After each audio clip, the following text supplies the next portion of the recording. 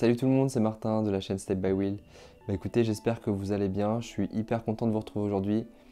Même si sachez que ça fait 3 fois que je rate la vidéo et que j'ai enregistré pendant entre 20 et 30 minutes. Donc là, j'espère que la quatrième sera la bonne. Je commence sincèrement à en avoir marre. Surtout que la troisième vidéo que j'avais faite, elle était plutôt bien réalisée. Donc on va essayer de refaire la même. En tout cas, comme vous pouvez le voir, je pense que la qualité de la vidéo sera meilleure que les anciennes. Pourquoi? Parce que je me suis équipé d'un superbe objectif dont je suis très satisfait. Et pareil, je me suis équipé d'un micro-cravate de façon à ce que le son soit aussi de meilleure qualité. Donc si je me suis équipé de tout ça, c'est de rendre le contenu un peu plus professionnalisé et rendre les vidéos un peu plus interactives et que vous ne soyez pas là à vous plaindre de la qualité de la vidéo et du son. Donc aujourd'hui, je voulais vous parler d'un sujet un petit peu particulier qui sont les troubles associés. Souvent, quand vous êtes valide et que vous nous voyez dans nos fauteuils, vous pensez que effectivement le handicap ne se résume qu'à des membres qui ne bougent pas. Or, c'est un petit peu plus complexe que ça et c'est le sujet que je voulais aborder avec vous aujourd'hui. Il faut savoir qu'il y a plein d'à côté et ces à côté, on les appelle les troubles associés. Donc je vous en ai préparé 5 aujourd'hui. Donc commençons par le premier.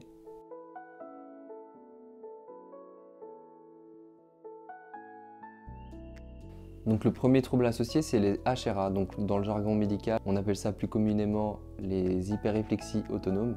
Donc les hyperréflexies autonomes, ça se traduit par quoi? C'est des sensations un petit peu de frissons dans votre corps, au niveau de la tête, qui sont, je crois, la conséquence de l'augmentation de la pression artérielle.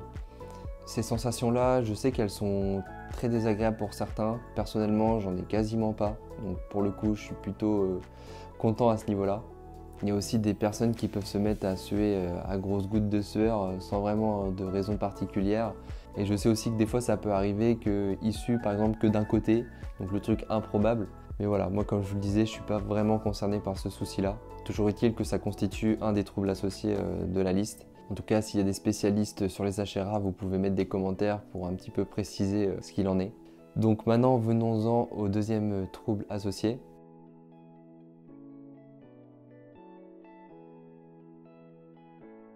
Le deuxième trouble associé dont je veux vous parler, ce sont les hypotensions. Donc les hypotensions, c'est quoi? Alors sachez que vous, ça vous arrive aussi, les hypotensions. Quand, admettons que vous êtes dans votre canapé ou dans votre lit allongé, vous chillez sur votre téléphone pendant 1 heure et que là, soudainement, vous vous levez d'un coup parce que quelqu'un sonne à votre porte. Quand vous vous levez d'un coup comme ça, vous allez avoir une sensation de vertige, vous sentez que vous allez tomber dans les pommes et il vous faut quelques secondes pour reprendre vos esprits.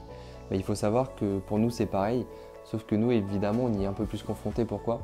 En fait, si vous voulez, quand vous vous retrouvez comme moi en fauteuil roulant, votre cœur va pomper de manière moins rapide, avec moins d'intensité. Pourquoi? Parce qu'effectivement, on est allongé au lit ou on est en fauteuil. Et dès lors, en fait, que l'on passe de la position allongée à assise, votre cœur va devoir pomper davantage. Et vu qu'il est plus habitué et qu'évidemment, il doit aller chercher, on va dire, le sang au bout de vos doigts de pied, que vous faites circuler quand vous marchez, par exemple, nous, notre cœur doit aller chercher ce sang-là. Et en fait, il n'arrive pas à distribuer le sang dans l'ensemble du corps. Il faut savoir que les hypotensions en soi, c'est pas forcément quelque chose de mauvais. C'est plus un mécanisme de survie parce que, en l'occurrence, le sang va être distribué dans les organes vitaux. Et le fait que le cerveau se coupe à ce moment-là, c'est que le corps estime que c'est pas quelque chose de vital à ce moment-là. Et en gros, il va redistribuer le sang vraiment dans les organes vitaux pour assurer notre survie. Donc là, pour le coup, moi, je sais que personnellement, ça m'a beaucoup gêné au début. C'était vraiment hyper galère. Le matin, je me réveillais. À chaque fois qu'on me passait effectivement du lit au fauteuil roulant pour entamer ma journée de rééducation, je tombais systématiquement dans les pommes. Et là, je me suis dit non, c'est pas possible, je vais pas pouvoir vivre comme ça toute ma vie et tout. C'est juste une galère, c'est hyper pénible, etc. Et en fait, non, avec le temps, on va dire que ça s'amenuise. Et pour les gens qui tomberaient sur ma vidéo et qui se poseraient des questions sur leur accident, pour ceux à qui ça arriverait et qui chercheraient des réponses dans mes vidéos, sachez que effectivement, comme je vous le disais, vous en aurez moins avec le temps et moi pour le coup maintenant j'en ai plus du tout et j'arrive à me gérer, il n'y a aucun problème à ce niveau-là.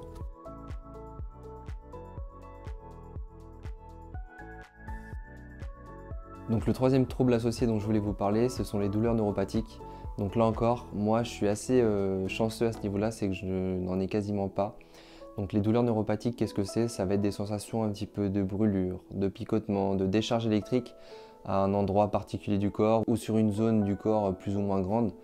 Donc il faut savoir que moi j'ai entendu parler de personnes à qui on ne pouvait même pas toucher une zone du corps tellement ça leur faisait mal. Moi j'ai cette chance-là de ne pas en avoir. Je sais ce que c'est un petit peu parce que j'en ai eu au début de mon accident. J'en avais notamment dans l'index et dans les pouces des deux côtés de la main. Et dans le pli du coude, ça m'arrive de temps en temps quand je suis un petit peu fatigué.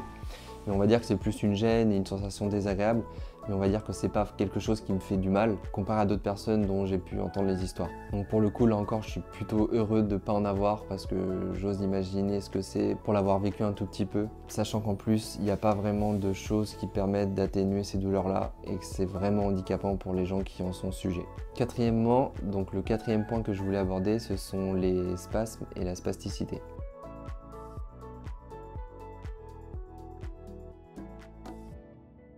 Donc déjà, il faut faire une distinction entre les spasmes et la spasticité. Les spasmes, qu'est-ce que c'est? C'est un petit peu comme vous quand vous avez la paupière qui saute. C'est quelque chose qui se contracte un petit peu de manière comme ça, anarchique, sans raison valable. Donc moi par exemple, ça m'arrive dans les poignets, ça m'arrive aussi à la cheville. Des fois j'ai la cheville qui saute vraiment sans raison particulière. Donc là où c'est vraiment pénible et un petit peu handicapant, c'est que évidemment quand je vais me coucher et que j'essaie de m'endormir et que j'ai ma cheville qui arrête pas de sauter, pour le coup c'est vraiment pas cool parce que nous on n'a qu'une hâte, c'est de bien dormir, etc.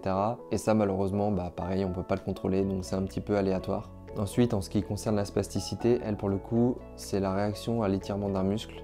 Donc par exemple, je sais pas, on va prendre ma jambe, je vais un petit peu la lancer. Donc ça va déclencher la contraction dans un muscle et dans tous les muscles en fait aux alentours. Et moi en l'occurrence, j'ai une spasticité qui est très exacerbée. Et c'est d'ailleurs pour cette raison que je tiens à préciser que quand je me mets debout et qu'il y a des gens qui s'émeuvent, c'est très gentil à vous et c'est super cool de penser que j'ai de la récupération ou quoi, mais c'est pas le cas en fait. Ma moelle épinière étant atteinte et mon cerveau qui n'inhibe pas l'information, si vous voulez, la moelle envoie des signaux anarchiques. Donc c'est ce qu'on appelle le réflexe myotatique, je crois, dans le jargon médical. Et donc ça envoie des signaux électriques dans nos muscles et vu que c'est pas inhibé par le cerveau, nos muscles se contractent de manière involontaire. Et donc moi ça me le fait d'une manière très intense. Donc pour le coup, c'est vrai que c'est hyper agaçant, c'est hyper gênant, mais ça a quand même son lot d'avantages. Pourquoi? Parce qu'effectivement, je peux me mettre debout, donc déjà c'est super cool de se retrouver un petit peu à hauteur de tout le monde quand je peux le faire. Par exemple, je me mets entre deux chaises, je peux me mettre debout. Ou alors ça permet aussi de rendre mes transferts beaucoup plus faciles. Parce qu'effectivement, on va dire que j'ai un appui au sol, et quand je fais mes transferts, sachant que j'ai des triceps qui sont relativement faibles, ça me permet de faire mes transferts de manière facile. Et on va dire que grâce à cette spasticité, j'ai un degré d'autonomie qui est beaucoup plus important que d'autres tétras. Donc en ce qui me concerne, pour moi, c'est le plus gros de mon handicap, c'est vraiment ma spasticité, bien qu'elle me serve. Mais voilà, on va dire que ça a son lot d'avantages et d'inconvénients.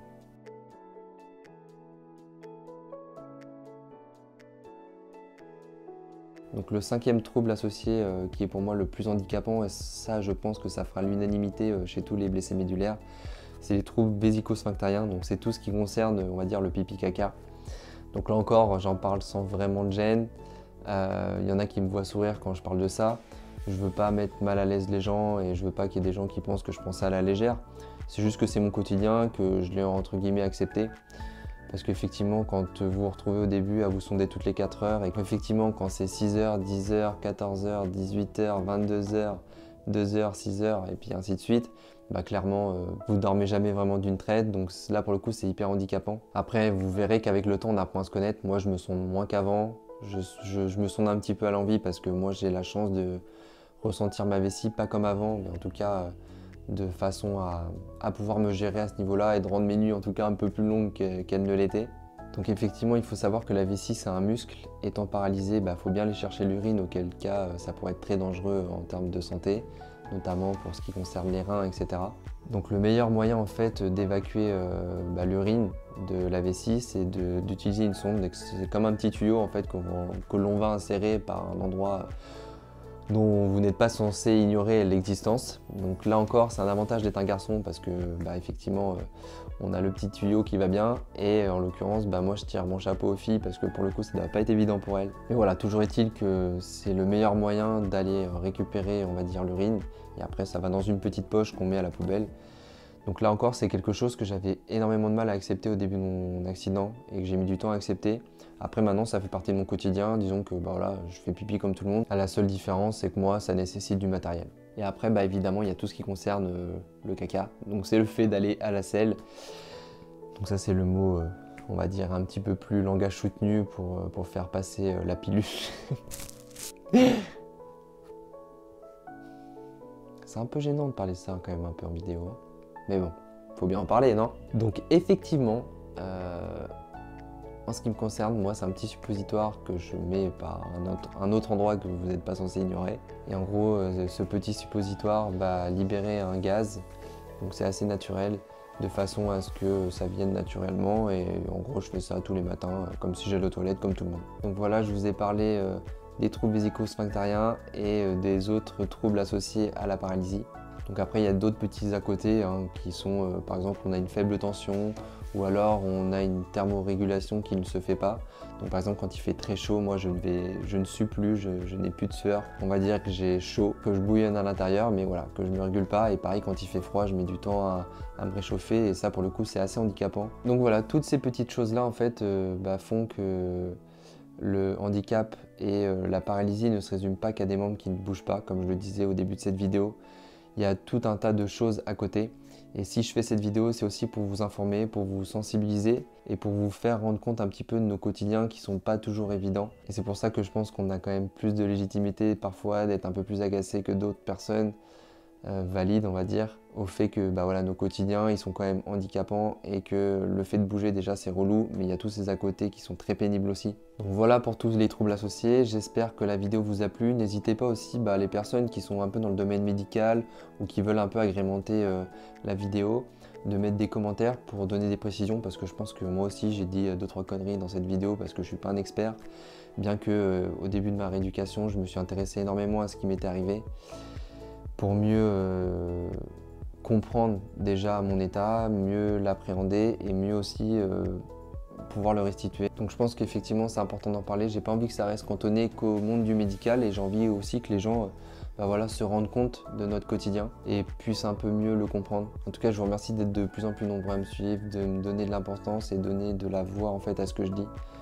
Car si ce message arrive à votre oreille, c'est grâce à la visibilité que vous me donnez. Et ça, je vous en suis énormément reconnaissant, parce que j'en serais peut-être pas là aujourd'hui si vous n'aviez pas été là. Donc merci beaucoup à tous, j'espère vous faire davantage de vidéos. Donc voilà, n'hésitez pas à liker, partager cette vidéo, ça fait toujours plaisir. Je vous dis à très bientôt, je vous remercie. N'hésitez pas à regarder les autres vidéos pour encore comprendre davantage ce qu'est la tétraplégie. Moi je vous dis à bientôt, c'était El Marticino pour ceux qui me suivent sur Instagram de la chaîne State by Will. Je vous dis à bientôt. Ciao ciao, salut.